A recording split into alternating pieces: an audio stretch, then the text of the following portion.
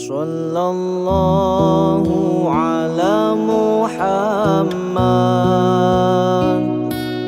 Sallallahu alaihi wasallam, Sallallahu ala Muhammad, Sallallahu alaihi wasallam.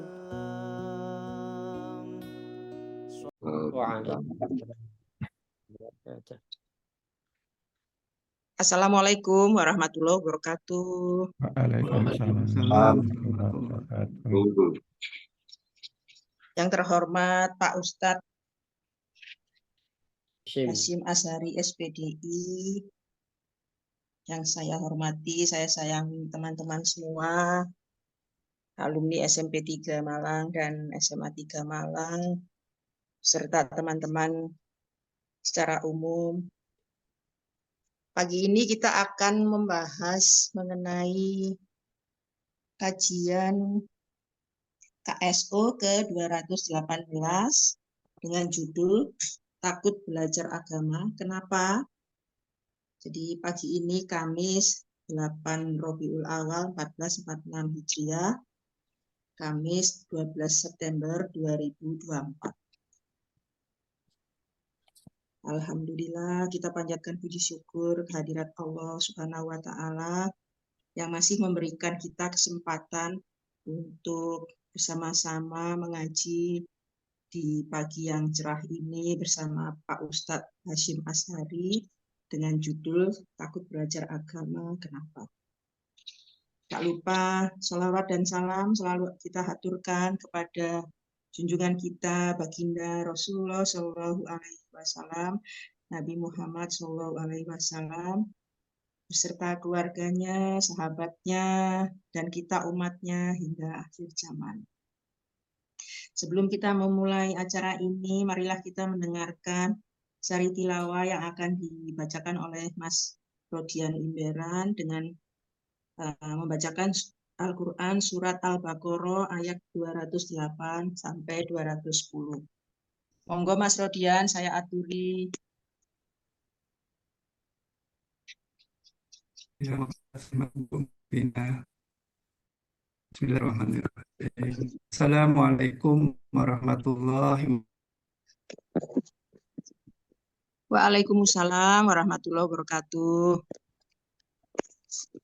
A'udzu billahi minasyaitonir rajim. Bismillahirrahmanirrahim. Ya ayyuhalladzina amanu dakhulu fis-silmi kaffah wala tattabi'u khutuwatis syaiton innahu lakum aduwwum mubin. Fa'in zalaltum min ba'di ma ja'atkumul bayinat Fa'in zalaltum min ba'di ma ja'atkumul bayinatu fa'lamu annallaha azizun hakim.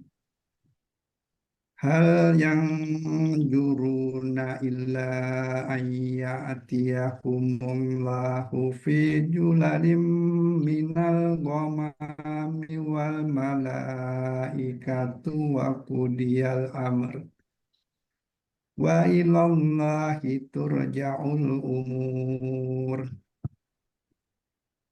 Wahai orang-orang yang beriman, masuklah ke dalam Islam secara keseluruhan, dan janganlah kamu ikuti langkah-langkah syaitan. Sungguh, dia musuh yang nyata bagimu. Tetapi jika kamu tergelincir setelah bukti-bukti yang nyata sampai kepadamu, ketahuilah bahwa Allah Maha Perkasa, Maha Bijaksana.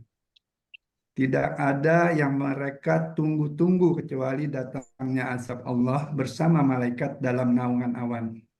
Sedangkan perkara mereka telah diputuskan. Dan kepada Allah lah segala perkara dikembalikan. Sadaqallahul azim. Wassalamualaikum warahmatullahi wabarakatuh. Waalaikumsalam warahmatullahi wabarakatuh. Matur suwun Mas Rodian Imberan atas pausannya Al-Quran surat Al-Baqarah ayat 208 sampai 210. Selanjutnya marilah kita mengikuti tausiah dari Pak Ustadz Hasyim Asyari, SPDI, yang akan memberikan tausiah dengan judul Takut Belajar Agama Kenapa. Monggo Pak Ustadz, saya aturi untuk memberikan tausiahnya. Monggo. Bismillahirrahmanirrahim. Assalamualaikum warahmatullahi wabarakatuh. Waalaikumsalam warahmatullahi wabarakatuh. wabarakatuh. Innal hamdalillah nahmaduhu wa nasta'inuhu wa nastaghfiruh wa na'udzu billahi min shururi anfusina wa min sayyiati a'malina. May yahdihillahu fala mudilla lahu wa may yudlil fala hadiya lahu. Asyhadu an la ilaha illallah wahdahu la syarika lah wa asyhadu anna Muhammadan abduhu wa rasuluh la nabiyya wa la rasula ba'dah. Allahumma salli wa sallim wa barik wa kallim ala nabiyyina Muhammadin wa ala alihi wa ashabihi wa man tabi'ahum bi ihsanin ila yaumiddin amma ba'du. قال الله تعالى في القرآن العزيز أعوذ بالله من الشيطان الرجيم يرفع الله الذين آمنوا منكم والذين أوتوا العلم درجات وقال في آية الأخرى يا أيها الذين آمنوا ادخلوا في السلم كافة ولا تتبعوا خطوات الشيطان إنه لكم عدو مبين. وقال رسول الله صلى الله عليه وسلم في حديثه قد أفلح من هدي إلى الإسلام. Sungguh beruntung orang-orang yang Allah anugerahkan hidayah masuk ke dalam Islam. Wa ruziqa kafafa, dan selain diberikan hidayah masuk dalam Islam, Allah anugerahkan kepadanya rezeki yang cukup. Wa qannallahu bima ata, dan Allah Subhanahu wa taala pula memberikan kepadanya hati yang punya sifat qanaah, senantiasa menerima apa yang telah Allah takdirkan kepadanya. Sadaqallahul azim wa sadaqa rasulul karim wa nahnu ala dzalika minasyahidin. Alhamdulillahi rabbil alamin. Para bapak, para ibu, para sesepuh, para alim, para ulama, para alumni SMP 3 dan SMA 3 yang insyaallah dirahmati Allah Subhanahu wa taala. Alhamdulillahi rabbil alamin. Para ikhwati fillah, teman-teman yang insyaallah dirahmati Allah, tidak ada ungkapan yang terbaik pada pagi hari ini kecuali ucapan alhamdulillahi rabbil alamin. Segala puja dan puji syukur hanya milik Allah atas segala anugerah yang Allah anugerahkan kepada kita. Salah satunya Allah anugerahkan kepada kita di pagi hari ini tambahan nikmat umur. Karena kalau kita lihat di dalam surah Az-Zumar ayat yang ke-42, yang bawa Al-Quran mungkin silakan dibuka. Surah Az-Zumar ayat yang ke-42 itu Allah memberikan gambaran kepada kita tentang orang-orang yang mati dan orang-orang yang tidur. Apa kata Allah di ayat itu? Allahu yatawaffal anfusa hina mautiha. Allah Subhanahu wa taala yang menggenggam ruh-ruh orang-orang yang mati. Wallati lam tamut fi manamiha, dan Allah pula yang menggenggam ruh-ruh orang yang sebelum mati fi manamiha dalam waktu tidurnya. Artinya dari ayat itu digambarkan bahwa orang yang mati dan orang yang tidur itu di hadapan Allah sama. Apa? Sama-sama diangkat ruhnya, sama-sama ditempatkan di alam ruh yang sama. Perbedaannya fayumsikul lati qada 'alaihil maut. Maka Allah menahan ruh-ruh orang yang mati di tempatnya. Kalau orang saleh namanya illiyin, kalau orang yang tidak saleh, orang kafir ataupun orang-orang yang sul khatimah namanya sijjin. Kemudian wa yursilul ukhra ila ajalim musamma. Tapi kalau orang yang tidur itu Allah kembalikan ruhnya ketika waktunya bangun sampai pada waktu yang telah ditentukan. Makanya doanya orang yang bangun tidur, alhamdulillahilladzi ahyana. Ya Allah, segala puji bagimu ya Allah yang telah engkau menghidupkan kami kembali. Kenapa kalimatnya ahyana bukan istaiqadhana? Bukan membangunkan, tapi menghidupkan. Karena Allah angkat ruhnya orang mati, ruhnya orang tidur. Sama setara dengan orang mati. Makanya dalam tafsir At-Tabari dikatakan, apa dalam tafsirnya? Kalau ada orang yang mati, kemudian inna arwahal ahya wal amwat taltaqi fil manam. Sesungguhnya ruhnya orang-orang yang mati dan ruhnya orang-orang yang tidur ketemu di alam mimpi. Jadi kalau bapak, ibu pernah mimpi ketemu sama orang yang sudah meninggal, maka itu nyata pertemuan itu ketemunya di alam ruh. Karena ruhnya orang tidur diangkat. Fayata'arafu masya Allah, dua ruh ini kemudian bisa saling mengenal atas kehendak dan izin Allah. Fa'idha arada jami'huma arruju, kalau kedua ruh itu yang ketemu di alam mimpi pingin kembali ila ajasadihima, ke jasad masing-masing di antara keduanya, amsaka arwahal amwat, Allah tahan ruhnya orang mati, wa arsal arwahal ahya ila ajalim musamma, dan Allah kembalikan ruhnya orang yang tidur yang ketemu di alam mimpi ketika waktunya bangun sampai pada waktu yang telah ditentukan. Maka dari sini dapat kita fahami bahwa nikmat yang Allah berikan di pagi hari ini, Allah bangkitkan kita, Allah kembalikan ruh kita dan bangkit dalam kondisi muslim. Makanya kemudian Nabi memberikan satu gambaran, man asbaha minkum mu'afan fi jasadihi. Kata Nabi, barang siapa orang yang berada di waktu pagi, mu'afan fi jasadihi, sehat fisiknya, alhamdulillah Allah berikan kita kesehatan. Yang kedua, aminan fi syirbihi, aman rumah tangganya, aman keluarganya. Ketika kita melek, kita membuka mata kita, rumah kita aman dari gangguan maling. Lingkungan kita juga aman, negara kita juga aman. Yang ketiga, inda qutu yaumi, ada makanan pokok untuk satu hari. Fakannama hizat lahud dunya, maka seolah-olah dia sedang menggenggam dunia. Jadi orang kaya, kalau kata Nabi, sehat fisiknya, aman lingkungan keluarga dan lingkungan tempat tinggalnya. Yang ketiga, ada makanan pokok untuk satu hari ini. Itu sudah cukup. Dan itu termasuk orang yang sedang menggenggam dunia. Alhamdulillahirrabbilalamin. Para bapak, para ibu, teman-teman jamaah yang insyaallah dirahmati Allah. Alhamdulillah pagi hari ini Allah berikan kita anugerah nikmat itu semua. Allah minta kepada kita dari semua kenikmatan, jadilah kalian pribadi-pribadi yang bersyukur. Itu toh Allah minta. Allah nggak minta kepada kita rezeki. Sampai Allah katakan dalam surah Taha itu. Apa kata Allah? Wa'mur ahlaka bis-shalati wastabir 'alaiha.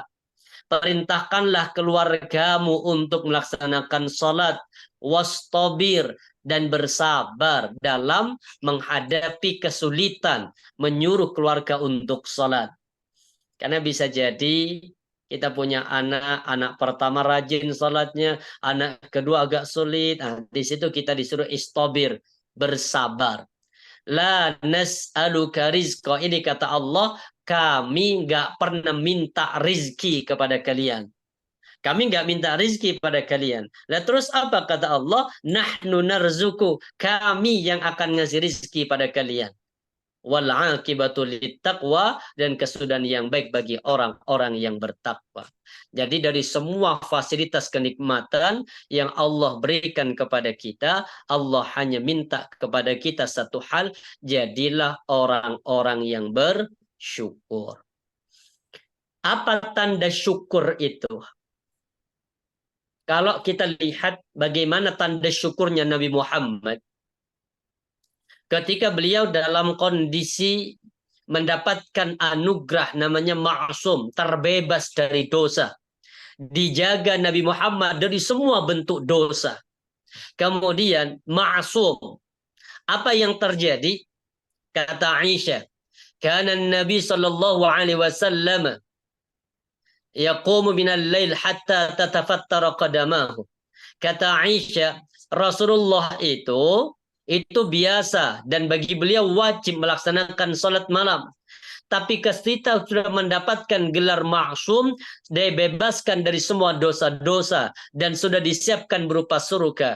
Justru Nabi Muhammad itu memperlama dan memperbagus kualitas salat malamnya hatta tatafattara qadamah, sampai kedua kaki Rasulullah itu bengkak karena lama dalam salat. Jadi Nabi itu kakinya bengkak karena salat. Kalau kita mungkin bengkak karena asam urat. Jadi ada perbedaan.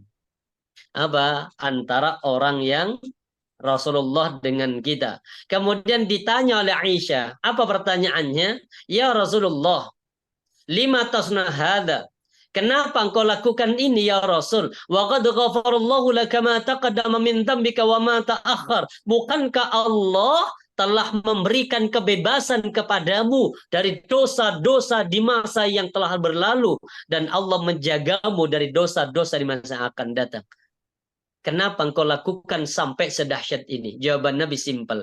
Afala uhibbu an akuna abadan syakura. Apakah aku enggak bangga kalau aku menjadi hamba yang bersyukur? Maka tanda syukur itu kalau kita gunakan sarana semua nikmat yang Allah berikan kepada kita. Nikmat sehat, nikmat sempat, nikmat harta, semua bentuk kenikmatan itu jadikan sarana bersyukur, yaitu sarana untuk bertakarrub kepada Allah Subhanahu wa Ta'ala. Maka pagi hari ini nikmat sehat, nikmat kembali juga apa tadi? Nikmat berupa ditambahkan kita nikmat umur, kita awali aktivitas kita dengan sama-sama beribadah kepada Allah, bertakarrub lewat majlis ta'lim. Alhamdulillah, setelah sekian lama, saya terakhir berapa tahun yang lalu Pak, masih COVID saya ingatnya. Ya, 2003 Ustaz. 2000 berapa? 2003. 2003 ya. Ya. Materinya masalah para sahabat. Sampai lama saya sudah. Alhamdulillah. Kalau di SMP 3 itu rutin setiap sebulan sekali. Kalau di SMP 3 itu offline sama online. Jadi setiap Sabtu, pekan 1 sama pekan 3, di situ di musola Bintara Loka itu ada kajian rutin offline sama online. Alhamdulillah. Dan sudah jalan beberapa tahun. Tapi alhamdulillah tadi pagi awali sudah kajian diawali dengan surah Al-Baqarah ayat yang ke-208 tadi dibaca sama Pak Sinten tadi yang baca. Rodian, Ustaz. Pak Rodian. Pak Rodian tadi sudah Alhamdulillah sudah dibaca. Ini menarik sedikit saya bahas asbabun nuzul dari ayat itu. Surah Al-Baqarah 208. Tentang apa? Udkhulu fis-silmi kafah. Wahai orang-orang yang beriman kata Allah, ya ayyuhalladzina amanu udkhulu fis-silmi kafah. Masuklah kalian ke dalam Islam kafatan secara totalitas menyeluruh. Wala tattabi'u khutuwati syaitan, dan janganlah kalian kata Allah mengikuti langkah-langkah syaitan. Innahu lakum aduwwum mubin, sesungguhnya bagi kalian syaitan itu musuh yang nyata. Yang perlu digarisbawahi ada kalimat udkhulu fis-silmi kafah.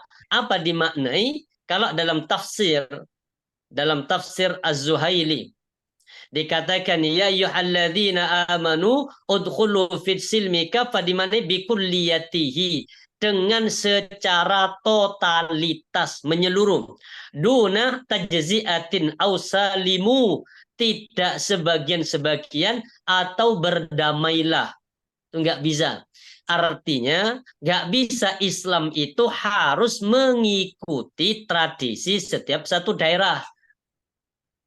Bukan Islam yang harus mencocokkan dengan satu lingkungan. Tapi justru lingkungan, tradisi, kebiasaan yang ada di masyarakat itu yang harus menyesuaikan, mengikuti Islam. Maka tidak ada namanya Islam Arab, Islam Nusantara, Islam itu tidak ada. Artinya Islam Islam, syumuliyah, totalitas. Bahkan di zaman Nabi itu kan jahiliyah itu. Jahiliyah itu bukan jahil secara otak, enggak, tapi dikatakan jahil itu secara akidah. Karena orang Arab dulu itu pintar. Apa bentuk pintarnya? Salah satunya strategi perangnya. Mereka menguasai strategi perang. Kalau orang bodoh nggak mungkin bisa menguasai strategi perang. Kemudian orang jahiliyah dulu itu pandai untuk membuat alunan-alunan syair yang sangat indah. Kan nggak mungkin orang bisa membuat syair kalau dirinya jahiliyah. Jadi yang dikatakan jahil itu bukan otaknya, tapi apanya? Akidahnya, pengetahuan mereka tentang Rob, tentang Sang Pencipta. Makanya kemudian contoh di zaman Nabi, ini salah satu bentuk jahiliyah. An-nikahu fil jahiliyati arba'atu anhain. Kata Nabi, ini hadis riwayat Al-Bukhari, pernikahan di zaman Rasulullah itu ada 4 model. Kemudian fanikahun hadzal yaum. Salah satu di antara 4 model itu ya pernikahan zaman sekarang. Artinya ketika Rasulullah itu diutus 4 model pernikahan, 3 itu dihapus oleh Islam. Dan 1 yang dibenarkan yaitu model pernikahan yang dicontohkan Nabi ketika beliau menikah di umur 25. Bayangkan, Nabi menikah umur 25, masih belum jadi Nabi. Tapi sudah Allah jaga beliau, model pernikahannya adalah pernikahan yang seperti zaman sekarang. Berarti apa? Duna cetaziatin ausalimu, ya jangan dikit-dikit masuk Islamnya dan jangan berdamai dengan Islam. Artinya jangan sesuai dengan keinginan kita ambil, saya nggak sesuai nggak kita ambil. Harus total. Sambil simpel contoh gini, Bang. Allah katakan apa? Ya ayyuhalladzina amanu, wahai orang-orang yang beriman, la ta'kulu amwalakum bainakum bil batil. Janganlah kalian makan harta saudara kalian dengan cara yang batil. Apa bentuknya? Wahnya salah satunya makan harta dengan cara yang riba. Ini kalau kita sudah masuk dalam Islam, ya jangan Terus ngini iki. Kadang kita begini, Pak, mohon maaf. Terus ngini iki tradisi ini ya opo? Mohon maaf ya, sering kalimat itu wis lingkungan nih kayak ngini iki terus ya opo. Bahkan kadang lingkungan banyak pernikahan yang setelah hamil baru dinikahkan. Apa jawaban orang tua? Si ya apa manis sudah kayak begini mau gimana lagi? Lingkungannya sudah kayak begini, bukan begitu. Jadi kalau sudah memilih kita Islam sebagai agama, maka totalitas. Wa'malu bi jami' ahkamihi, dan lakukanlah semua hukum-hukumnya. Fala tanafaqu, dan janganlah kalian bersikap munafik. Munafik itu apa? Mengambil hukum sebagian dan meninggalkan sebagian yang lain. Wahdharu wasawish syaitan, dan ikuti, hati-hatilah kalian dengan apa? Langkah-langkah syaitan. Ayat ini, Pak, turun kasusnya karena begini. Ada satu sahabat Nabi namanya Abdullah bin Salam. Ini Abdullah bin Salam sama temennya atau sama sahabatnya itu masuk Islam dari kalangan Yahudi. Ini Abdullah bin Salam masuk Islam dari kalangan Yahudi. Kemudian ketika sudah berada di dalam Islam, ternyata dia tidak bisa meninggalkan kebiasaan-kebiasaan ketika masih di Yahudi. Apa? Dia ini dikatakan lamma 'azzamu as-sabata. Ketika dia memuliakan hari Sabtu. Wakariu ilbil, dan benci untuk makan daging unta, karena orang Yahudi itu memuliakan hari Sabtu dan tidak mau makan daging unta. Ini sudah masuk Islam, tapi ternyata kebiasaan buruk yang ada di jahiliyah atau di zaman dia Yahudi itu tidak ditinggalkan. Maka sama dengan kita, ketika kita sudah memilih agama Islam, maka kalau agama yang sebelum kita, nenek moyang kita itu Hindu sama Buddha, maka tradisi kehinduannya, tradisi kebudaannya jangan dibawa masuk ke dalam Islam. Makanya di sini udkhulu fis-silmi kafatan. Maka untuk bisa udkhulu fis-silmi kafah, maka kita harus punya ilmu. Makanya kenapa surah pertama yang turun di dalam Al-Quran itu surah Al-Alaq ayat 1-5. Itu tentang apa? Tentang ilmu. Maka untuk bisa totalitas dalam Islam, kita harus belajar, kita harus ta'lim, kita harus punya ilmu. Baru kalau sudah punya ilmu, baru nanti kita bisa totalitas. Masalahnya kadang kita berbuat seperti ini karena memang ketidaktahuan kita.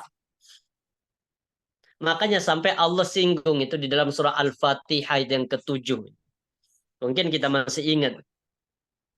Hafal semua Al-Fatihah yang ke-7.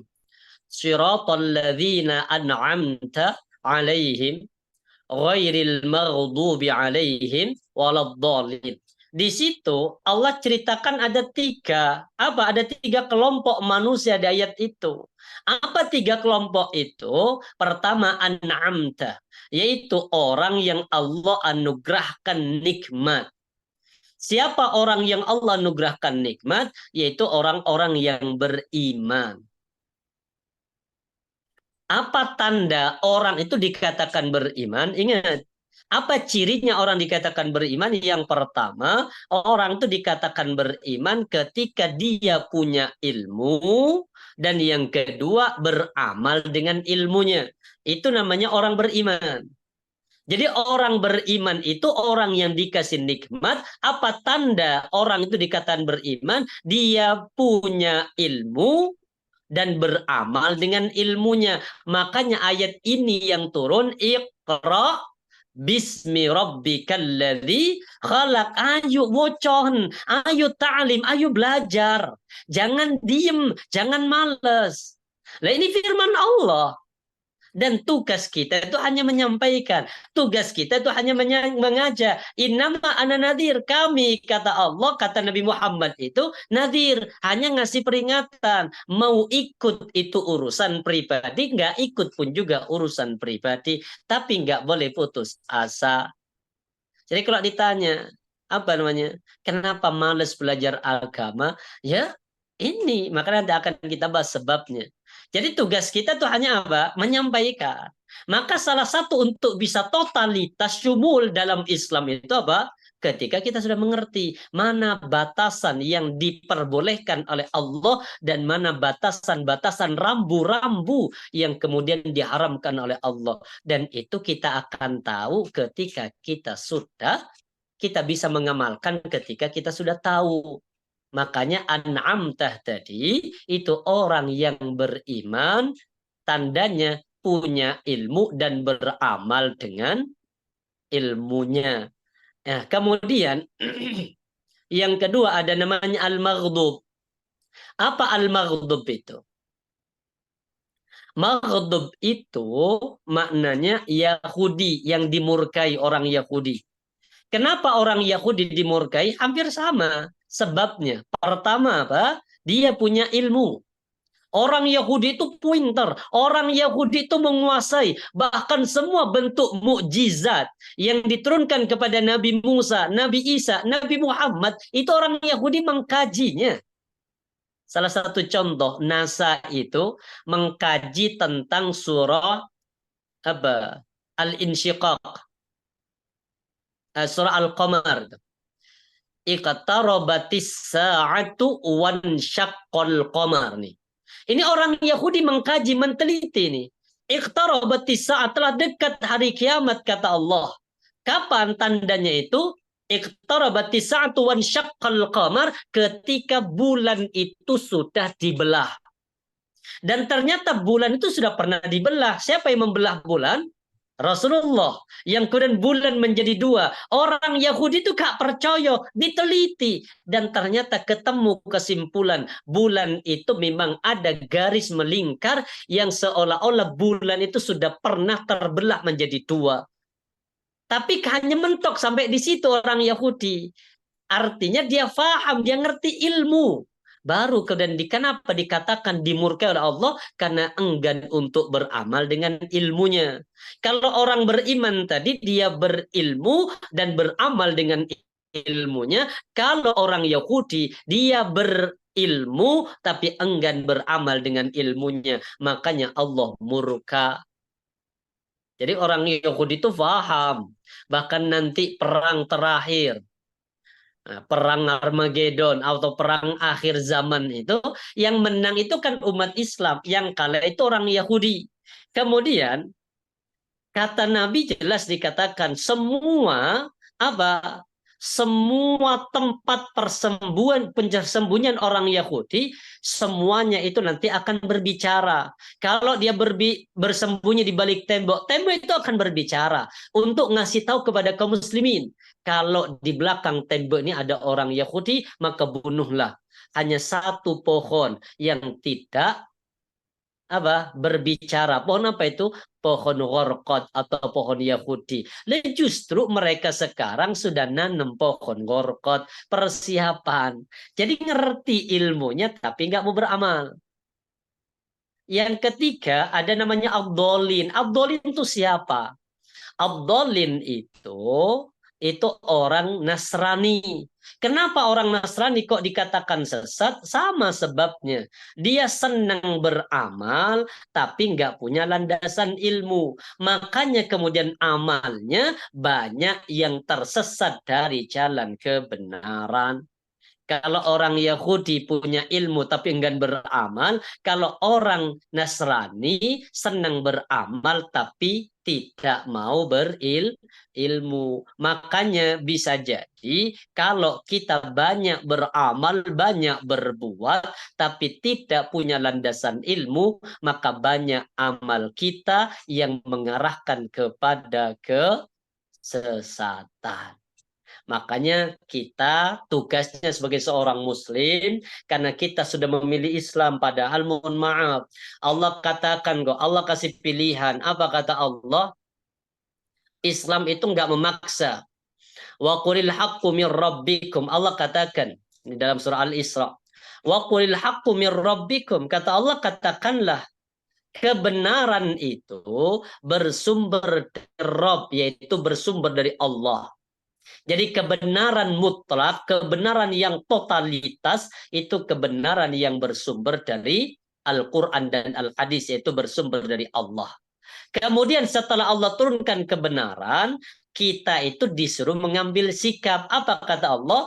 Faman syaa falyu'min wa man syaa falyakfur. Yang mau beriman, kata Allah, silakan beriman dengan kebenaran itu. Wa man syaa falyakfur, yang mau kufur ya harus pilih, terserah, boleh, bebas.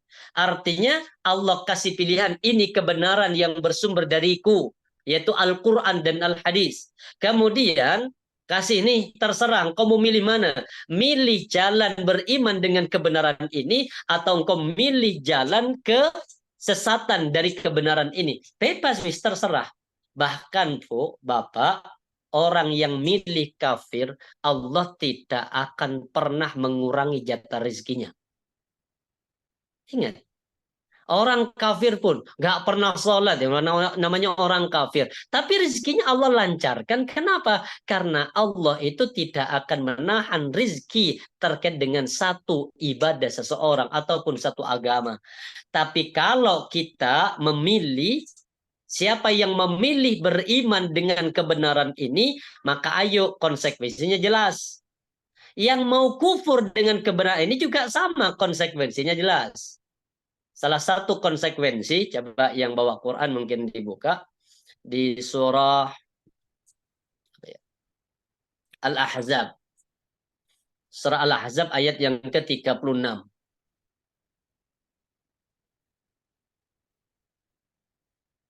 Surat nomor berapa Pak Ustadz? Al-Ahzab itu agak belakang, saya lupa nomor. 33. Nomor 33. Ayatnya ayat yang ke-36.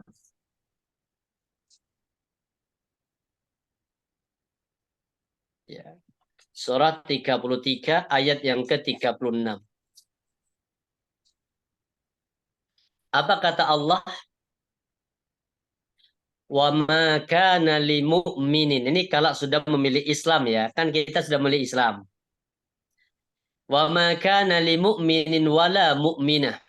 Dan tidaklah patut dan tidaklah selayaknya bagi seorang mukmin laki-laki dan seorang mukminah wanita yang beriman, idza qadallahu wa rasulu amran, jika Allah dan Rasulnya telah menetapkan satu hukum, ayyakuna lamul khiyaratu min amrihim, tidak ada pilihan bagi mereka tentang ketetapan itu.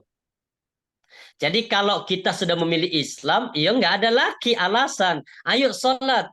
Aku sih turun siap ya. Lah nggak bisa. Kalau sudah kita memilih Islam, ya harus begitu. Ayo tutup auratmu, tutup pakai jilbab. Saya sih gak iso. Nggak bisa kalimat nggak bisa ini. Kalau sudah memilih Islam, maka kita harus siap dengan konsekuensi sebagai seorang muslim dan muslimah. Tapi kalau memilih kafir nggak masalah. Karena Islam itu, Pak, nama Islam. Apa arti Islam? Selamat. Islam itu maknanya berserah diri. Maksudnya apa dari agama Islam itu? Kita menyerahkan semua aturan hidup kita kepada Allah. Itu namanya Muslim.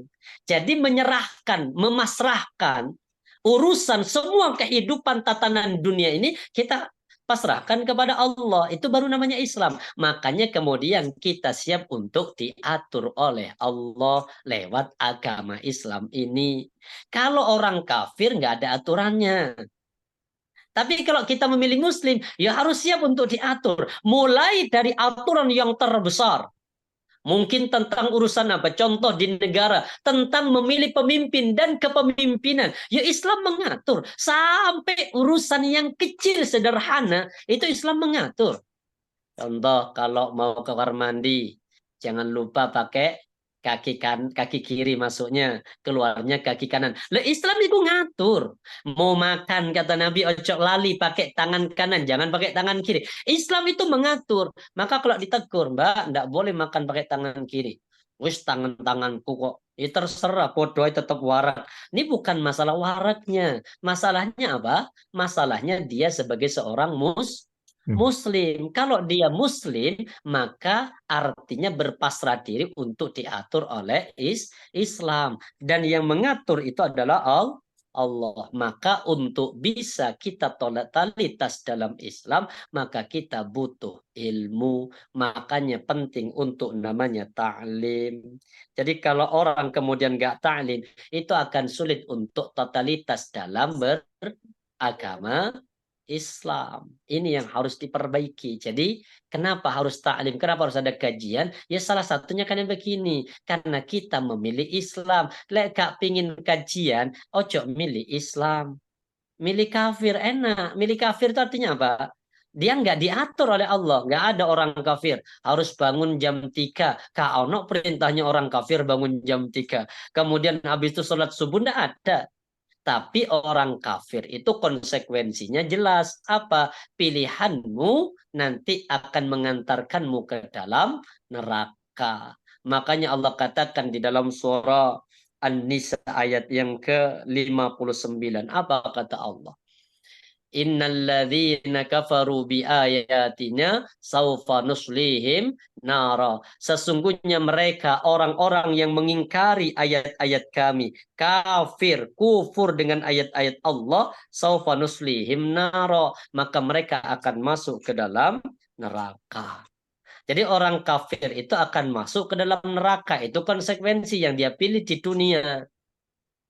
Kenapa? Karena dia nggak bisa diatur. Nggak harus sholat, bahkan ketika kencing dia nggak harus bersihkan, nggak masalah. Nah itu orang kafir. Kullama nadijat juludum, setiap kali kata Allah kulit-kulit mereka di dalam neraka itu sudah hangus, kulit-kulit mereka di dalam neraka itu sudah hancur, badalnahum juludan ghairaha, maka kami kata Allah mengganti dengan kulit-kulit yang baru. Kenapa? Liyadzuqul adab, agar mereka merasakan adab Allah Subhanahu wa taala. Makanya kalau sudah memilih Islam, hanya ada satu kata yang terucap, kalau itu adalah perintah Allah dan Rasulnya apa? Sami'na wa ata'na. Maka untuk bisa mengucapkan sami'na wa ata'na, mana yang diperintah oleh Allah, mana yang diharamkan, dilarang oleh Allah, maka ini butuh ilmu. Makanya kita wajib belajar. Pertanyaannya, kenapa orang kok enggan untuk belajar ilmu? Nah, kita di masalah. Wis diperintah untuk belajar, kenapa enggan untuk belajar apa? Ilmu agama. Ada banyak faktor itu. Yang pertama, sebabnya kenapa dia enggan untuk belajar, karena dia pertama apa sebabnya? Bisa jadi apa? Pertama karena kelelahan fisik untuk mengejar dunia. Ini yang pertama. Kelelahan fisik karena fisik itu habis hanya untuk mencari kehidupan dunia. Ini yang pertama. Orang mengatakan apa? Enggan. Fisiknya kesel, sudah capek. Ketika sampai di rumah itu pengen apa? Istirahat saja. Makanya kemudian kadang orang baru mau belajar ilmu agama itu setelah pensiun. Orang itu kadang dekat dengan masjid, dekat dengan ta'lim setelah pensiun. Kenapa? Karena sudah tidak ada aktivitas, fisik sudah mulai seger, baru kemudian mendekat dengan masjid. Itu masih alhamdulillah, insya Allah husnul khotimah. Yang jadi masalah pensiun kadang masih disibukkan dengan hobi yang tidak bermanfaat untuk akhiratnya. Mancing apa? Sudah pensiun, ternyata waktunya habis hanya untuk apa? Main catur. Nah itu kan nggak bermanfaat untuk akhirat. Bukan nggak boleh, boleh. Cuma main catur itu kan hukumnya haram. Lah kenapa kok haram? Karena dalam permainan catur itu dia membunuh raja. Itu tidak boleh dalam Islam membunuh raja itu. Ya, ya. Jadi harus apa? Harus dihormati rajanya itu loh. Maka main catur itu hukumnya boleh asalkan satu, waktunya adzan dia ke masjid. Cuma kan main catur tuh waktunya banyak, terbuang, kadang tidak bermanfaat untuk akhirat. Makanya kalau sudah umur 40-60 ke atas itu sudah mengurangi apa? Aktivitas yang makan waktu banyak tapi gak bermanfaat. Beda dengan olahraga. Kalau jenengan mungkin goes itu olahraga. Apa tujuannya? Sehat. Kalau sudah sehat apa fungsinya? Dipakai untuk bertakarub, dipakai untuk ke masjid. Yang jadi masalah, sepeda 10 kilo itu kuat. Kuat 10 kilo itu nyaman. Tapi 5 langkah ke masjid itu nggak sampai. Ini jadi masalah. Jadi kenapa orang tidak mau belajar agama? Yang pertama karena mungkin kondisi fisiknya yang lelah. Apa sebabnya yang lelah? Karena salah berorientasi, yaitu berorientasi hanya mencari ma'isyah, kesenangan dunia. Dan memang kita sadar, Allah katakan itu di dalam surah An-Nisa yang ke-28 itu. Tentang apa? Tentang manusia. Allah katakan begini, yuridullahu ayyukhaffifa ankum. Allah itu berusaha menghendaki untuk meringankan kalian. Wa khuliqal insanu dha'ifa, karena manusia memang diciptakan oleh Allah dalam kondisi lemah.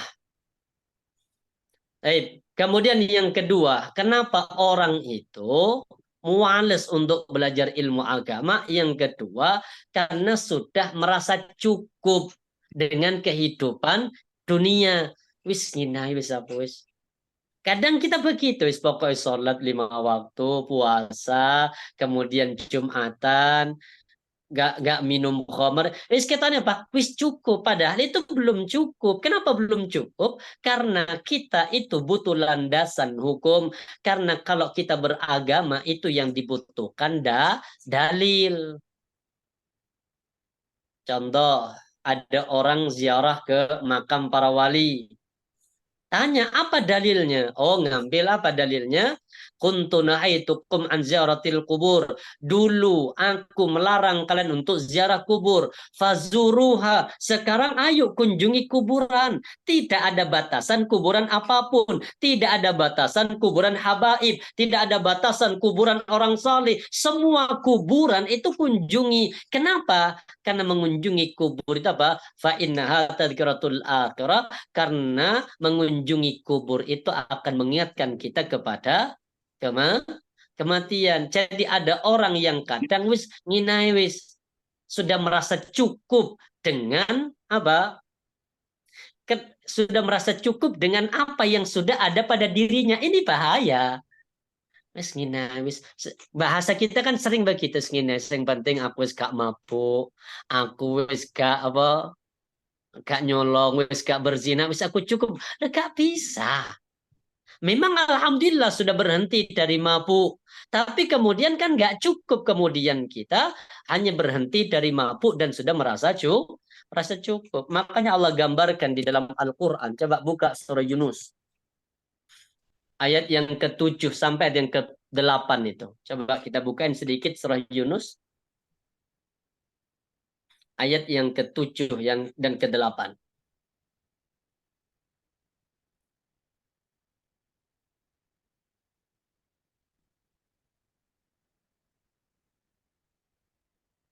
Ketemu. Ya. Ini yang kedua, kenapa orang itu apa? Merasa malas untuk belajar agama. Yang kedua ini. Innalladzina la yarjuna liqa'ana. Nih. Dan sesungguhnya orang-orang yang tidak mengharapkan atau tidak percaya akan pertemuan dengan kami. Orang-orang yang tidak percaya dengan adanya kematian. Orang-orang yang tidak percaya dengan adanya hari kiamat. Orang-orang yang tidak percaya dengan adanya pembalasan dengan semua perbuatan baik. Ini yang berat apa? Waradu bil hayatid dunya. Dan merasa puas dengan kehidupan dunia. Ini kadang kan di situ kita, rumah sudah punya, anak sudah mentas semua, dia sudah merasa apa? Wis tenang aku. Nah ini bukan tenang, berarti dia merasa puas dengan kehidupan yang dia raih di dunia. Yang ketiga yang berat apa? Watma'annu biha. Apa watma'annu? Dan dia merasa tenang dengan kehidupan dunia ini. Nih, jelas ya. Jadi orang yang pertama tidak percaya tentang adanya hari kiamat. Yang kedua, merasa puas, merasa ridho, puas dengan kehidupan dunia. Yang ketiga, merasa tenang dengan kehidupan di dunianya. Maka ini sebabnya, walladzina hum an ayatina ghafilun, dan orang-orang yang demikian itu dengan ayat-ayat kami dia lalai. Jadi sebabnya kenapa enggan untuk belajar ilmu agama, salah satunya karena ini tadi. Wis ngene wis aku cukup wis. Dunia sudah cukup, anak wis mentas, keluarga sudah sukses semua, maka kadang dia lalai dengan ayat-ayat Allah. Makanya jangan pernah merasa puas di dunia karena kehidupan kita bukan di sini. Kehidupan kita yang sesungguhnya itu di sono. Makanya dalam surah Al-Lail itu ada dua kelompok manusia. Ayat yang keempat sampai ayat yang ke-12 mungkin. Apa kata Allah? Di surah Al-Lail itu ada ayat yang berbunyi wa amma man a'ta wattaqa wa saddaqa bil husna fasanuyassiruhu lil yusra. Itu kelompok pertama. Adapun orang-orang yang dia bersedekah dengan kelebihan rizki yang mereka miliki, wattaqa, bertakwa kepada Allah, takut kepada Allah, wasaddaqa bil husna, dan dia mempercayai tentang adanya balasan kebaikan, yaitu adanya surga. Fasanuyassiruhu lil yusra, maka Allah akan memberikan kepadanya kehidupan yang mudah. Artinya dia akan mudah untuk dibimbing masuk dalam surga. Sebaliknya, ini yang bahaya orang yang enggak muta'alim. Wa amma man bakhila, adapun orang-orang yang bakhil di kehidupan dunia. Wa amma man bakhila wastaghna, merasa cukup, merasa tidak butuh Allah, merasa dia dunianya sudah bisa dia atur sendiri, gak merasa butuh Allah. Wa kadzdzaba bil husna, dan dia mendustakan tentang adanya balasan-balasan kebaikan berupa surga. Dia nggak percaya tentang adanya surga, dia nggak percaya tentang adanya neraka. Lihat ayatnya, wa amma membela wastama fasanuyassiru lil usra, maka Allah kehidupan yang sulit, yaitu sulit untuk bisa masuk ke dalam surga. Jadi pertama, kenapa orang itu malas untuk belajar ilmu agama? Karena pertama, kondisi fisik yang lelah.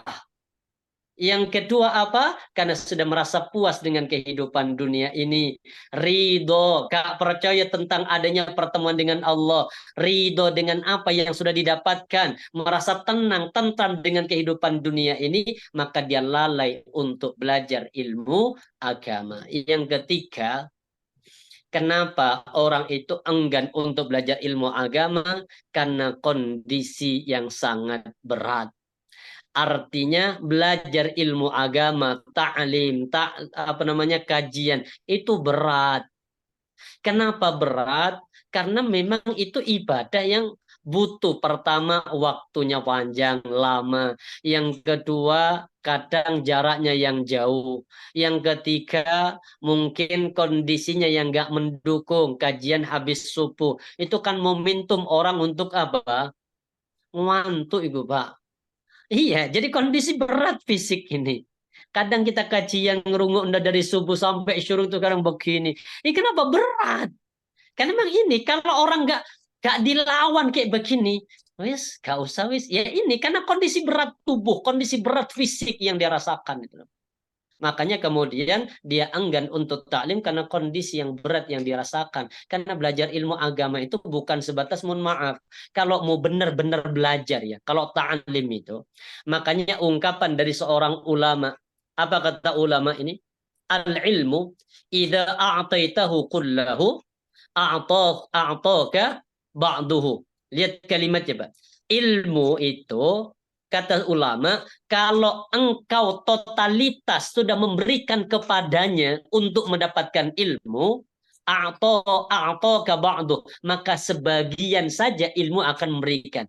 Simpelnya begini. Kalau kita total dalam belajar, dia mengorbankan waktunya, mengorbankan tenaganya, mengorbankan hartanya untuk mendapatkan ilmu, maka sebagian saja ilmu akan berikan kepadanya. Kalau orang yang nggak semangat dalam menuntut ilmu, maka ilmu itu nggak sudi untuk diberikan kepada orang yang enggan untuk belajar ilmu agama. Makanya ini butuh kesabaran. Terakhir, kenapa orang enggan untuk belajar ilmu agama? Karena ini. Karena apa? Semakin ngerti, hidup semakin berat. Semakin ngerti, semakin berilmu, itu hidup makin berat. Contohnya apa?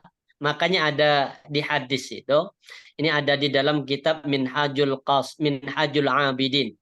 Bab tentang masalah hasad. Itu ada 6 orang, kata Nabi, yang dia akan masuk ke dalam neraka karena 6 faktor. 6 perkara yang memasukkan orang ke dalam neraka. Apa saja itu? Ini keterangan hadisnya. Ini ada di dalam kitab Minhajul Abidin karya Imam Al-Ghazali. Saya bahas itu di Sawijajar di Ar-Raudhah. Keterangan di sini apa? Ada 6 sittatun yaquluna nar bi sittatin. Ada 6 perkara yang masukkan orang ke dalam neraka dan disebabkan oleh 6 perkara. Apa itu? Yang pertama, al-gharabu bil asibah, yaitu orang Arab sebab kefanatikannya. Yang pertama yang masuk ke dalam neraka itu orang yang fanatik dengan asobiyahnya. Apa namanya itu? Fanatik dengan golongan. Bukan masalah golongannya dibahas. Ada orang, Pak, murtad, ini contoh ya. Ketika Rasulullah wafat, kemudian terjadi gelombang besar-besaran, yaitu apa? Meninggalkan Rasulullah, keluar dari agama Islam secara totalitas. Ketika banyak keluar, sebabnya bukan karena, mohon maaf, bukan karena mereka yakin kebenaran yang dibawa oleh agama ini, enggak. Cuma karena asobiyah. Salah satu contohnya murtadnya Musailamah Al-Kadzab yang dia mengaku Nabi ketika Nabi Muhammad masih hidup. Tapi ketika Nabi Muhammad wafat, ada 40, ada yang mengatakan 70 orang Muslim yang menjadi pengikutnya Musailamah. Ketika ditanya, kenapa engkau melakukan ini? Karena dia berasal dari suku kami. Dia nggak yakin kebenaran hanya karena membela suku. Yang kedua, wal umara bil jur. Yang kedua, pemimpin-pemimpin yang zolim. Itu akan masuk ke dalam neraka. Kemudian yang ketiga, wadahaqinu bil kibr. Pejabat-pejabat daerah yang sombong. Nah, ini para pejabat yang jadi Pak RT gak usah sombong dengan ke-RT-annya. Bu RT kadang rotok, lekat dipanggil Bu RT lu kadang nggak mau noleh, Pak. Nggak usah sombong dengan jabatan daerahnya. Kemudian waktu bil khianah, yang ke berapa nih? Yang keempat ya. Yang keempat, waktu bil khianah, yaitu orang masuk dalam neraka. Siapa itu? Orang yang pedagang tapi berkhianat, menipu dalam perdagangan, atau mungkin berkhianat dengan perdagangannya.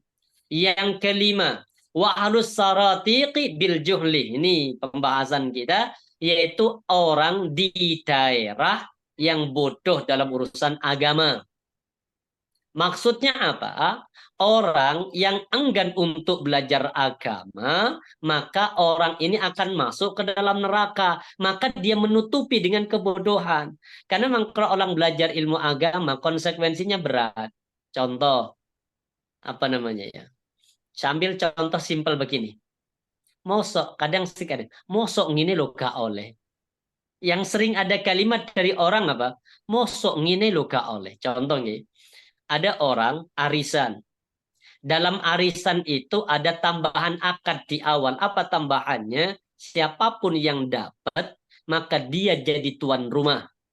Karena dia jadi tuan rumah, maka harus menyiapkan makan-makan bagi orang yang datang untuk arisan. Maka makan-makan di rumah orang yang ketempatan arisan itu haram, tidak boleh, itu riba. Kenapa? Bagian dari tambahan akad dalam arisan itu. Apa jawaban orang? Mosok ngene lho gak oleh. Nah, ini berarti makanya orang belajar ilmu agama, enggan belajar ilmu agama salah satunya apa? Takut terikat dengan aturan yang telah diatur di dalam Islam. Dan yang terakhir, wal ulama bil hasad, yang akan masuk ke dalam neraka adalah ulama yang punya sifat hasad, iri, dan dengki. Insya Allah ini yang dapat kami sampaikan. Barangkali ada yang mau dibahas atau mungkin ada yang mau didiskusikan, monggo. Alhamdulillah, Masya Allah, Tabarakallah, tausiah dari Pak Ustadz Hasyim Asyari pada pagi ini. Dulunya memang menakutkan sebenarnya Pak Ustadz. Kenapa? Takut belajar agama, ya memang menakutkan ini Pak Ustadz. Mohon maaf. Mungkin saya bisa sarikan sedikit mungkin kenapa orang enggan belajar ilmu agama Islam. Sebabnya adalah satu, karena kelelahan fisik untuk mengejar dunia. Yang kedua, orang yang tidak percaya dengan adanya hari kiamat, kematian, dan perjumpaan dengan Allah Subhanahu wa Ta'ala. Kemudian yang mereka merasa puas dengan kehidupan dunia. Yang ketiga, orang yang merasa tenang dengan kehidupan dunianya. Kemudian ada juga yang keempat, belajar ilmu agama itu berat, perlu waktu panjang dan lama, mungkin juga perlu jarak jauh, jadi perlu berjalan ke masjid, ke majelis taklim, dan juga ini yang satu ini mengantuk selepas subuh itu Pak Ustadz. Ada juga semakin mengerti ilmu agama maka hidup semakin berat. Kemudian ada adab 6 perkara yang menyebabkan orang masuk neraka, ini juga menakutkan ini Pak Ustadz. Nyun sewu. Satu, orang yang fanatik, mereka sangat fanatik. Kedua, pemimpin yang zalim. Ketiga, pejabat daerah yang sombong. Kemudian para pedagang yang menipu atau berkhianat. Kemudian yang kelima, orang yang bodoh dalam urusan agama. Mereka tidak mau belajar, begitu ya Pak Ustadz. Kemudian yang keenam, ulama yang punya sifat iri dan dengki. Kemudian ini ada satu pertanyaan. Monggo teman-teman yang mau bertanya silakan menuliskan di kolom pertanyaan. Ini ada pertanyaan dari Mas Udin. Assalamualaikum warahmatullahi wabarakatuh. Tadi Ustadz mengatakan Islam itu ya Islam dan tidak ada Islam Nusantara maupun Islam Arab. Pertanyaannya Mas Udin adalah apa yang dimaksud Islam Nusantara itu? Kemudian yang kedua, kenapa kok dinamakan Islam Nusantara? Terima kasih Pak Ustadz. Wassalamualaikum warahmatullahi wabarakatuh. Monggo Pak Ustadz. Waalaikumsalam warahmatullahi wabarakatuh. Taib. Islam itu memang benar. Artinya Islam itu berasal dari agama Allah. Maka tidak ada namanya Islam di setiap daerah. Artinya Islam itu milik bersama, milik semua umat Islam. Kemudian ada orang mengatakan Islam jangan ke Arab-Araban. Bukan Islam ke Arab-Araban karena memang Islam itu diturunkan di Arab. Kenapa Islam itu atau Al-Quran diturunkan di Arab? Satu sebab pertama ada di dalam surah Yasin ayat yang ke-6. Ini yang bawa Quran dibuka surah Yasin. Surah yang ke-36 mungkin. Surah Yasin. Ya. Ayat yang ke-6 kita buka. Ini dari ayat awal dulu, kita lihat sebentar. Yasin wal Qur'anil Hakim innaka laminal mursalin ala siratim mustaqim. Dan yang kelima, Tanzilal Azizir Rahim, menurunkan Al-Qur'an ini. Tanzilal Azizir Rahim, yaitu Allah yang aziz, yang maha penyayang telah menurunkan Al-Qur'an. Apa fungsi Al-Qur'an itu? Ini salah satunya, litundira qauman, yaitu memberikan peringatan kepada satu kaum. Ma undira aba'uhum, yang bapak-bapak mereka nggak ngasih peringatan. Fahum ghafilun, sehingga mereka kemudian menjadi lalai. Apa artinya di sini? Digambarkan begini, Bu. Jarak Nabi Muhammad dengan nabi yang sebelumnya di atasnya namanya Nabi Isa, namanya Nabi Ismail dan Nabi Ibrahim, itu jaraknya ribuan tahun. Jangankan dari Nabi Ibrahim ke Nabi Muhammad yang memang silsilahnya nyambung di Arab. Nabi Muhammad saja dengan Nabi dari Bani Israel namanya Nabi Isa, itu jaraknya 570 tahun. Dari Nabi Muhammad diutus dengan wafatnya Nabi Isa itu 570 tahun. Dari 570 tahun otomatis kan nggak ada nabi yang ngasih peringatan. Nggak ada orang yang ngasih peringatan. Maka kemudian mereka menjadilah lalai. Sejak itulah kemudian Allah turunkan Al-Quran di kota Makkah karena memberikan peringatan kepada penduduk kota Makkah. Jadi Islam itu milik bersama, yaitu Islam. Kemudian kalau kita lihat Islam itu datang untuk apa? Membatasi dan meneruskan, membatasi atau menghilangkan contoh apa? Tradisi Arab yang bertentangan dengan syariat. Setelah Islam itu datang, maka itu yang dihilangkan. Seperti kayak tadi model pernikahan ada 4, 3 dihilangkan karena tidak sesuai dengan syariat, dan 1 yang disesuaikan dengan syariat dan berlanjut sampai sekarang. Maka kalau ada istilahnya Islam Arab atau mungkin Islam, kalau itu hanya sebuah nama, monggo. Kalau hanya sebuah metode. Tapi kalau menggunakan Islam Nusantara untuk apa? Menusantarakan Islam. Contohnya begini. Menusantarakan Islam itu begini. Dulu orang datang ke Indonesia untuk mengislamkan Nusantara. Sekarang setelah Islam di Nusantara, justru apa? Mereka ingin menusantarakan Islam. Maksudnya apa? Islam itu datang, tapi harus membenarkan tradisi yang sudah berjalan di satu negeri. Walaupun bertentangan dengan syariat, maka harus dibenarkan. Ini yang jadi masalah.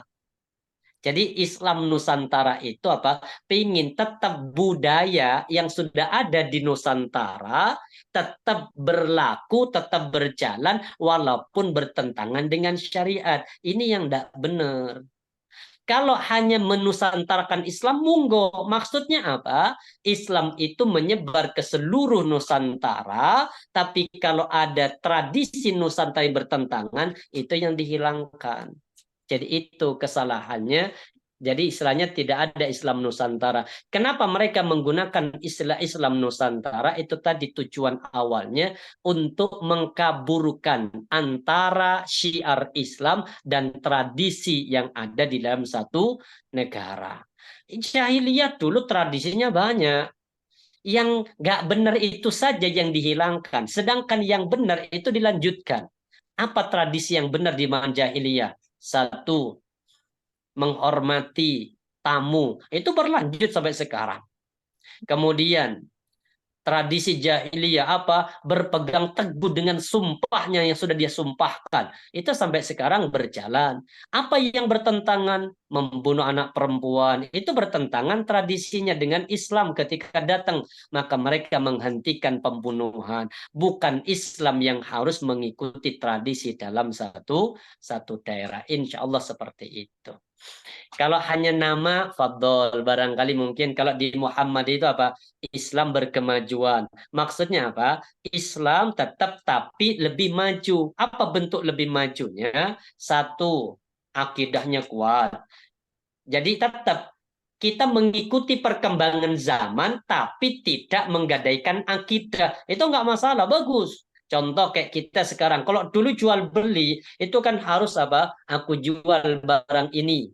Terus apa sekarang? Jawabannya, aku beli barang ini. Ijab dan kabul. Dan sekarang pakai sistem online. Gimana online-nya? Yang ikuti perkembangan zaman, tapi jangan sampai menggadaikan akidah. Kalau perkembangan zaman bertentangan dengan syariat, perbaiki apanya? Akadnya, jangan hilangkan tradisinya. Contoh nih, yang bertentangan dengan syariat itu ada ini, Bu. Ada satu apa namanya? Contohnya ada apa ya? Ini sedikit, masih bertentangan. Contoh yang biasa kita lakukan. Pernah pakai GoFood jenengan? Nggih. GoFood itu perkembangan zaman itu bagus. Cuma masalahnya antara apa namanya beli offline langsung dengan online itu berbeda harga. Nah, itu masalah. Kenapa? Karena yang membeli itu kita yang membeli didolimi. Contoh gini, saya pedagang. Kemudian Ibu atau mungkin Ibu Revina ya. Contoh Ibu Revina sebagai pembeli. Kemudian Pak Endarto itu sebagai apa namanya? Apa Jual, namanya? Kalau penjual. ya nolong Yang punya jualin saya, yang ya, punya punya ini delivery. apa namanya? Ya, kalau bahasa sekarang tuh mungkin ya bahasanya Pak ini Pak Endarto tolong jualkan makanan saya ini. Terus apa makanan ini saya jualkan kalau nanti laku jenengan 1 kali laku saya kasih 1.000 contoh. Itu boleh. Siapa yang ngasih dari saya? Dolimnya saya ternyata saya mengambil uang 1.000 atau 2.000 dibebankan kepada pembeli. Nah itu yang dolim. Jadi kalau Islam datang, jangan dihilangkan tradisi jual belinya begini. Silakan, hanya perbaiki akadnya. Gimana cara memperbaiki akadnya? Contoh, antara membeli secara offline sama online itu harganya sama, itu aman. Insya Allah. Jelas? Tapi biasanya yang katakanlah yang 1.000 itu untuk pemilik provider Pak Ustadz. Jadi apa namanya? Gojeknya ya, Iya. Gojek, aplikasi Gojeknya itu untuk mereka karena mereka kan yang membuat IP-nya. Jadi Iya, kita beli paham. harganya Iya. 10 tapi bayarnya 11 karena kita kan tidak pergi ke tokonya. Tapi tolonglah saya anterin ke rumah saya ya, nanti opai ya begitu. Opai Oke, 1.000 begini. begitu. Ya, Ya, begini Bu, begini. Dia ya. itu sudah mendapatkan ongkos. Dia mendapat ongkos sendiri. Itu sudah beda ya. Kemudian providernya itu memang berhak untuk mendapatkan uang. Dari mana? Karena dia menjualkan, dia mencarikan orang untuk membeli. Tapi ini tanggung jawabnya bukan ditanggung oleh pembelinya, Bu, ditanggung oleh penjual. Jadi keuntungannya itu kayak model bagi hasil. Kalau saya penjual jual sendiri saya ngambil untung 2.000. Tapi kalau kemudian orang yang jualkan, contoh Bu Revina yang jualkan, maka saya ngambil untung 1.000, 1.000-nya saya pakai jenengan. Yang dolim itu kalau dibebankan kepada pembeli yang nggak ngerti apa-apa. Jadi pembeli itu harganya, yes itu toh sudah pembelinya hanya harganya itu. Tidak boleh kemudian pembeli ditarik lagi untuk membantu membayarkan kepada provider. Karena provider itu yang menggunakan aplikasinya itu siapa? Penjualnya. Mas, tolong jualkan ini. Nanti apa bagi hasil 40-60 dalam satu keuntungan. 40-nya mungkin untuk providernya, 60 untuk pedagangnya. Dan pembelinya nggak boleh didolimi dengan apapun. Itu yang benar. Contoh juga sekarang. Orang makan di warung makan itu kena pajak lu makannya. Nah itu kan nggak boleh. Yang kena pajak itu kan apanya? Warungnya kan, usahanya. Nah, usaha kan dapat untung. Salah satu keuntungannya untuk apa? Bayar karyawan, untuk sewa tempat, sama untuk bayar zakat, bayar pajak. Itu jangan dibebankan kepada orang makan. Itu dolim dan itu ancamannya neraka. Ya. Padahal itu yang membuat pemerintah ya Pak Ustadz. Aturan pemerintah kan itu, PPN 10% itu. Iya paham, tapi kan jangan dibebankan kepada pembelinya itu. Jadi mendolimi pembeli. Mendolimi orang lain itu dosa besar. Ya. Iya. Pajak daerah itu. Maaf. Assalamualaikum warahmatullahi wabarakatuh. Monggo Mbak Eni, waalaikumsalam warahmatullahi wabarakatuh. Monggo Mbak Eni. Yo duka nyelonong masuk ini karena sama Monggo silakan. pengamatan saya. Ini Pak Ustadz, yang sering terjadi itu memang yang Pak Ustadz sampaikan. Jadi karena untuk mengejar profit baik di tingkat provider maupun pemilik restoran itu memang banyak yang dibebankan kepada konsumen. Misalnya perbedaan antara harga di restoran kalau kita offline sama dengan kalau kita membeli online. Itu Oke. sama restorannya entah karena apa itu sudah beda. Jadi misalnya ada perkedel di lokasi 7.500 itu sampai 10.500 sampai 14.000. Nah, itu kan berarti seperti yang disampaikan Pak Ustadz kan membebani kepada konsumen. Nah, terus kemudian seperti yang tadi disampaikan Bu Revina itu juga begitu. Terus kemudian juga ada kalau saya omong-omong sama driver itu memang tidak semua tidak semua selisih itu diberikan haknya ke driver.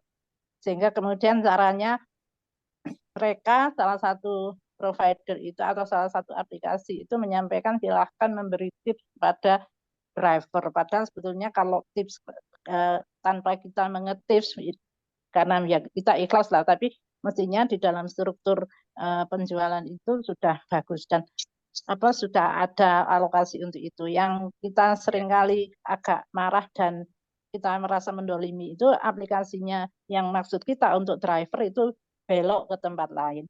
Nah, yang saya mau tanyakan berarti kan unsur kedoliman atau ketidakhalalan itu kan berasal dari pihak aplikasi ya Pak. Jadi kalau kita misalnya tentu saja kalau para ibu-ibu memang terbantu ya di dalam kesibukannya seringkali lebih suka pakai drivernya online. Jadi apakah kita selaku konsumen itu juga terkena bagian dari dosa itu Pak? Matur nuwun Pak. Baik, nggih. Jadi memang benar yang disampaikan jenengan itu. Jadi intinya begini, jangan membebani sesuatu sesuatu yang bukan pada haknya. Jadi provider tadi memang dapat keuntungan itu wajib, benar dia karena dia bekerja untuk menyebarkan apa yang kita jual. Tapi kemudian itu tanggung jawabnya penjual untuk membayar itu. Nah, kemudian jangan dibebankan kepada pembeli. Apakah yang membeli dapat dosa? Yang membeli tidak dapat dosa karena dia madlum, dia terdolimi. Jadi nggak ada berdosa. Yang dosa itu siapa? Yang melakukan itu, yang membuat aturan itu yang berdosa. Jadi biasanya kan memang nih provider kan dapat 20% dalam setiap satu transaksi kan. Itu kan memang sudah diatur. Tapi kan ketika kita mau bekerja sama, kita sudah paham. Berarti gimana caranya biar tidak terdolimi, sudah ini usaha mau go. Mungkin contoh go satu wilayah Malang contoh. Maka apa yang harus saya perbaiki? Mungkin kualitas saya perbaiki. Dan yang kedua harga saya naikkan. Baik itu offline ataupun online itu lebih aman dan tidak akan terkena dolim tadi. Terus siapa yang bayar providernya? Ya dari keuntungan. Jadi dia mengambil keuntungannya rotok sedikit. Tapi yang penting jual belinya lancar. Itu. Jadi kalau yang beli insya Allah nggak dapat apa-apa insya Allah. Matur nuwun Pak Ustadz. Oke, ngapunten lain waktu mungkin kita lanjut. Ini waktunya ngantar anak sekolah nih. Oh, iya. Atur nuwun sangat tausiahnya Pak Ustadz Hasyim Asyari pada pagi. Lain waktu masih Sangat banyak membuka nih materi nanti, insya Allah lain waktu kita lanjut. Monggo Terima kasih. memimpin doa bagi kami semua Pak Ustadz. Monggo saya aturin memimpin doa. Monggo.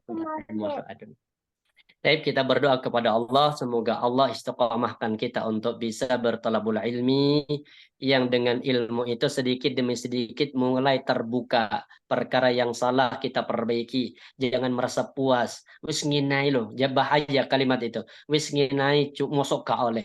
Kalimat itu jangan ada pertanyaan, nggak boleh. Masalahnya kalau Islam yang mengatur besar kecilnya itu tetap, kalau haram itu tetap haram, mau besar haram, mau kecil tetap haram.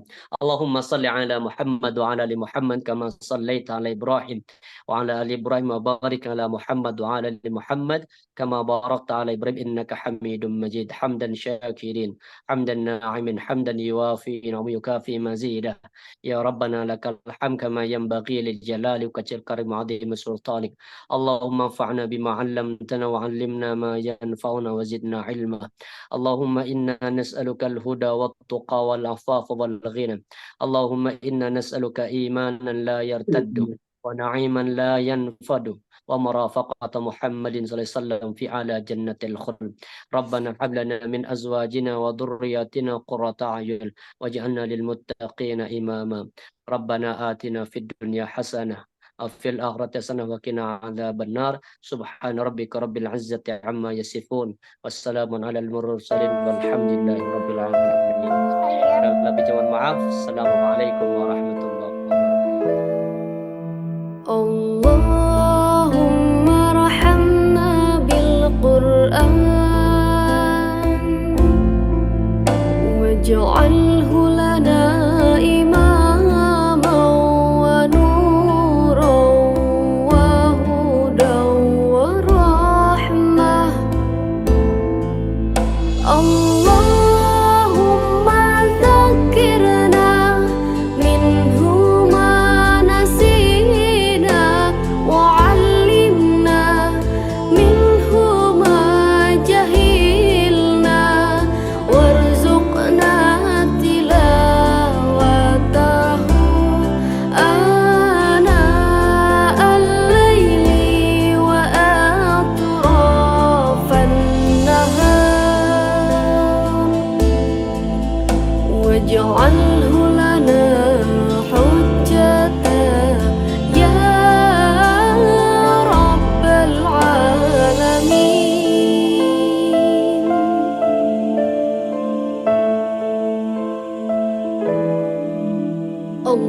Allahumma rahamna bil Qur'an waj'al